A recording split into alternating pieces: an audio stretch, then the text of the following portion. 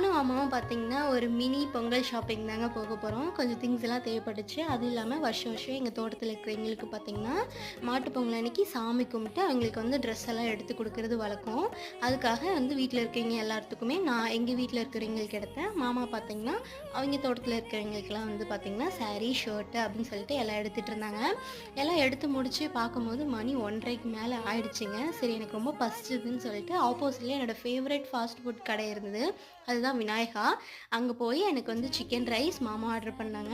நான் வந்து egg rice சொன்னேன். அப்புறம் அம்மா வந்து பார்த்தீங்கன்னா, பானிபூரியும் எனக்கு வந்து காளான் மஞ்சூரியன் போதும்னாங்க. அப்படியே பக்கத்துல பார்த்தீங்கன்னா, வந்து கோலப்பொடியெல்லாம் வித்துட்டுருந்தாங்க. எனக்கு கோலம் போட தெரியாதுங்க. அம்மாவுக்கு வந்து நல்லா தெரியும்.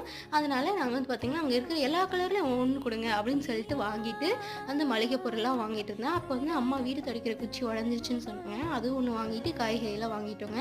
அட்வான்ஸ் தைப்பொங்கல் வாழ்த்துக்கள்ங்க அனைவருக்கும்.